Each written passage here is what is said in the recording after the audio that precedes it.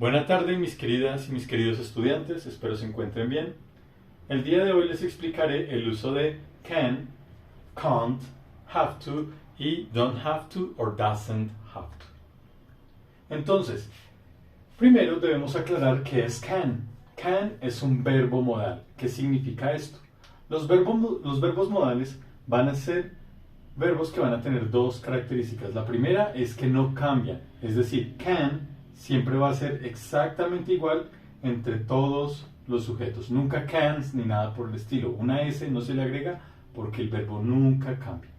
Segundo, son verbos auxiliares. ¿Qué significa esto? Que el verbo principal tampoco se va a ver modificado. I can run, you can speak, she can teach. Nunca teaches, ni moves, ni nada por el estilo.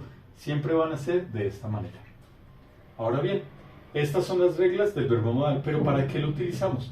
Es posible utilizar can para muchas cosas, para muchos contextos, como por ejemplo utilizarlo para habilidades y posibilidades. Pero el día de hoy les explicaré cómo se habla de permiso o de algo que no está permitido. Cuando es en oraciones positivas hablamos de algo que está permitido. Por ejemplo, ustedes pueden ver este video cuantas veces quieran, eso es permitido. Pero el opuesto, cuando es negativo, en este contexto vamos a utilizar de algo que no es permitido. Vamos a hablar, perdón, de algo que no es permitido. Como por ejemplo, yo no puedo fumar en clase. No me es permitido. No puedo hacer tal cosa. Entonces hablamos de algo que está permitido y el opuesto, algo que no está permitido. Al otro lado vamos a tener un verbo semimodal que es la expresión have to. Tener que. ¿En qué contexto vamos a utilizar have to? Have to es una expresión que se va a utilizar cuando hablamos de obligación. En primera persona y en segunda persona. Y en plurales va a ser have to. Y en tercera persona, es decir, she, he e it, va a ser has to. ¿De acuerdo? De esta manera. Vamos a utilizar el have to, como les digo, para algo que es obligatorio. Por ejemplo, yo tengo que preparar clase. Yo no puedo simplemente improvisar. Si yo llego a clase y estoy improvisando, ustedes se van a dar cuenta y va a ser demasiado claro. No puedo hacer tal cosa. No me es permitido. Es una obligación. Por ejemplo, imagínense que a ustedes el banco les paga el apartamento. Ustedes tienen que vivir en ese apartamento. No es opcional. Es un ejemplo, ¿no?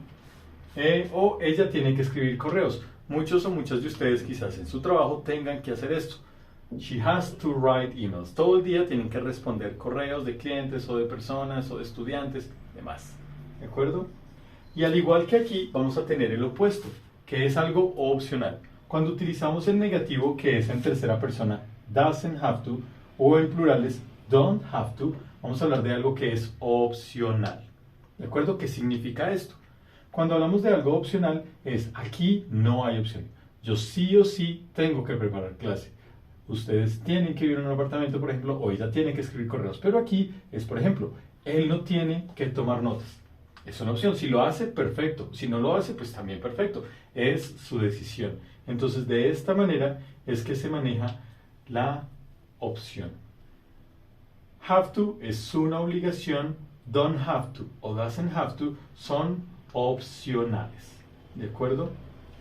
Can es algo que está permitido y can't es algo que no está permitido. ¿De acuerdo? Entonces, de esta manera es que se utiliza el have to, don't have to, doesn't have to, has to y can y can't. En ambas formas verbales, el verbo principal no se va a modificar. Nunca se coloca writes o takes o runs, nada de eso. Siempre queda el verbo tal cual. ¿De acuerdo? De esta manera.